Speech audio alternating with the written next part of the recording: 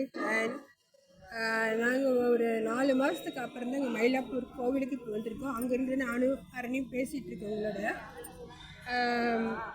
பார்க்க போனீங்கன்னா என்னோடய ஹெல்த்தை பற்றி தான் உங்களுக்கு கொஞ்சம் ஷேர் பண்ணணும். நான் வந்து ஒரு 3 மந்த்துக்கு முன்னால் டைப்பாய்டு சிவியராக இருக்குன்னு சொல்லி கொஞ்சம் பெட் ரெஸ்ட் மறுபடியும் போன மாதம் என்ன ஆகிட்டுதுன்னா நிமோனியா மாதிரி எக்ஸ்ரேலாம் எடுத்து பார்த்தா நிறைய சளி, மூச்சு விட முடியல.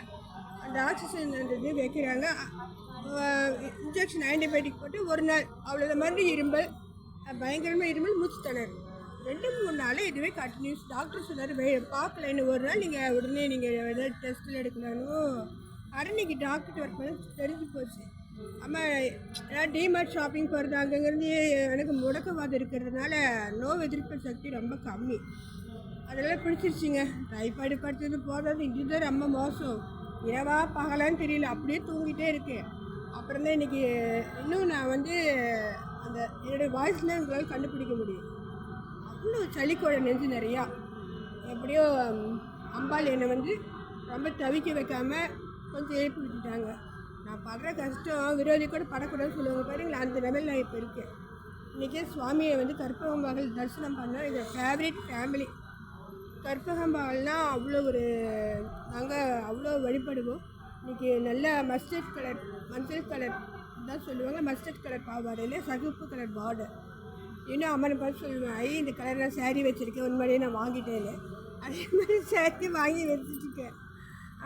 இப்போ நான் சமீபுரம் மார்ச் மாதத்தில் முடித்தோம். இப்போ மறுபடியும் கற்பகம்பாள் தரிசனம் பண்ணணுன்னு இந்த இடத்துக்கு வந்து அவளை பார்த்து முடிச்சுட்டேன்.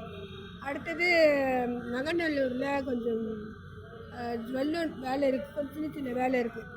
நாங்கள் இதை முடிச்சுட்டு மாம்பழம் பீச் சின்ன ஷாப்பிங் முடிச்சுட்டு காந்தி சிப்ஸ்ன்னு இருக்குங்க.